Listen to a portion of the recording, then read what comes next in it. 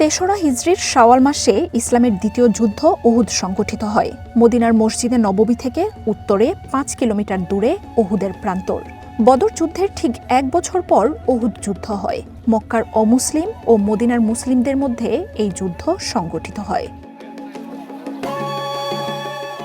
বদর যুদ্ধের পরাজয়ের শোক মক্কার জনগণ মানতে পারছিলেন না। ওই যুদ্ধে বেঁচে যাওয়া নেতারা পরামর্শ করলেন, আবু সুফিয়ানের বাণিজ্য কাফেলায় যাদের ব্যবসা রয়েছে তারা শুধু মূলধন ফেরত পাবেন এবং লভ্যাংশের টাকায় সামরিক শক্তি অর্জন করে মুসলমানদের ওপর প্রতিশোধ নেওয়া হবে। ঘরে ঘরে যুদ্ধের প্রস্তুতি শুরু হয়ে গেল।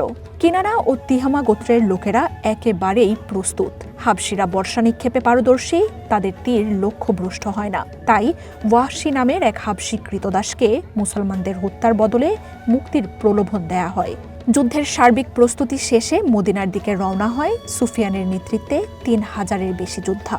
তাদের মধ্যে ৭০০ যোদ্ধা ছিলেন বর্মপরিহিত, ছিল ২০০ ঘোড়া ও ৩,০০০ উট। সঙ্গে নেওয়া হলো নারীদের। তাদের কাজ ছিল গানে গানে যোদ্ধাদের মনোবল চাঙা রাখা। এ গ্রেড ক্লিংকারের কনফিডেন্স সিমেন্ট, বাংলাদেশের হৃদয় জুড়ে। অপরদিকে মুসলিম বাহিনীর মোট সেনা সংখ্যা ছিল ১,০০০। এর মধ্যে ১০০ জন বর্মপরিহিত ছিলেন এবং ৫০ জন অশ্বারোহী। হযরত মুহাম্মদ সাল্লাল্লাহু আলাইহি ওয়াসাল্লাম মুসলিম বাহিনীকে ৩ ভাগে বিভক্ত করেন। এগুলো হলো মুহাজির বাহিনী, আউস বাহিনী ও খাজরাজ বাহিনী। এই ৩ বাহিনীর সেনাপতি ছিলেন যথাক্রমে মুসআব ইবনে উমায়ের, উসাইদ ইবনে হুজাইর এবং হুবাব ইবনে মুনজির। মুসলিম বাহিনী মদিনা থেকে যুদ্ধের জন্য বের হয়। তারা শাওত নামক স্থানে পৌঁছানোর পর যুদ্ধে অস্বীকৃতি জানান আবদুল্লাহ ইবনে উবাই। তিনি তার ৩০০ অনুসারী নিয়ে দল ত্যাগ করেন। তখন বাকি ৭০০ সৈনিক নিয়ে মুসলিমরা উহুদের দিকে যাত্রা করেন। যাত্রাপথে প্রতিপক্ষের মুখোমুখি না হওয়ার জন্য ভিন্ন পথ অবলম্বন করা হয় এবং পথ প্রদর্শক ছিলেন আবু খাইসামা। এ সময় প্রতিপক্ষকে পশ্চিমে ছেড়ে দিয়ে বনি হারিসা গোত্রের শস্যক্ষেতের মধ্য দিয়ে ভিন্ন একটি পথ অবলম্বন করে উহুদের দিকে মুসলিম বাহিনীকে নিয়ে যাওয়া হয়। মল্লযুদ্ধের শুরুতে অমুসলিম বাহিনীর পতাকাধারী তালহা ইবনে আবি তালহা এগিয়ে এলে হযরত আলী রাদিয়াল্লাহু আনহু তাকে আক্রমণ করেন। এতে তালহা নিহত হন। আবু সুফিয়ানের অশ্বারোহী বাহিনী দুবার গিরিপথে প্রবেশের চেষ্টা করে ব্যর্থ হয়ে ফিরে যায়। তারা রণে ভঙ্গ দিয়ে পালাতে থাকে। এদিকে উহুদের প্রান্তরে ছোট্ট আকারের পাহাড় জাবালে রুমা অর্থাৎ রুমা পাহাড়ে নবীজি ৫০ জন তীরন্দাজ সাহাবীকে নিযুক্ত করে বলেছিলেন, আমাদের জয় পরাজয় যাই হোক, তোমরা এখানে থাকবে।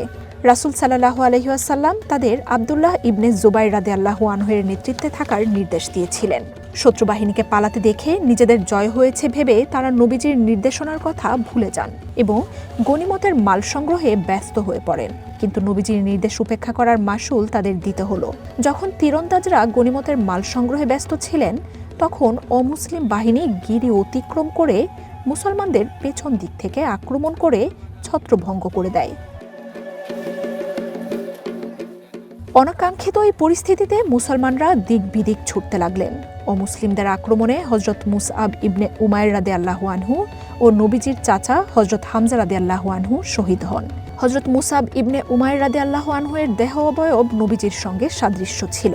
হযরত মুসআব ইবনে উমাইর রাদিয়াল্লাহু আনহু শহীদ হলে ভুলক্রমে এই সংবাদ ছড়িয়ে পড়ে যে হযরত মুহাম্মদ সাল্লাল্লাহু আলাইহি ওয়াসাল্লাম নিহত হয়েছেন। কিন্তু পরে দেখা যায় সেটা নিছকই গুজব। তবে নবীজি সাল্লাল্লাহু আলাইহি ওয়াসাল্লাম আহত হয়েছিলেন। শুধু হযরত মুহাম্মদ সাল্লাল্লাহু আলাইহি ওয়াসাল্লামের নির্দেশ অমান্য করার কারণে নিশ্চিত জয়ী হওয়া মুসলমানরা হেরে যান। এই যুদ্ধে ৭০ জন সাহাবী শাহাদাত বরণ করেন। তাদের সবাইকে উহুদ প্রান্তরে দাফন করা হয়। উহুদ যুদ্ধে যেসব শিক্ষণীয় বিষয় রয়েছে সে সম্পর্কে আল্লাহ তাআলা সূরা আল ইমরানের ১২১ নম্বর আয়াত থেকে শুরু করে ১৬০ নম্বর আয়াতের মধ্যে বর্ণনা করেছেন। এর মধ্যে সবচেয়ে বড় শিক্ষা হচ্ছে মুসলমানদের রাসূল সাল্লাল্লাহু আলাইহি ওয়াসাল্লামের কথা অমান্য করা, মতভেদ করা এবং ছত্রভঙ্গ হওয়ার মন্দ পরিণাম সম্পর্কে জানিয়ে দেয়া, যাতে তারা ভবিষ্যতে সতর্ক হয়ে যায় এবং যেসব বিষয় তাদের পরাজয়ের কারণ হতে পারে তা থেকে বিরত থাকে।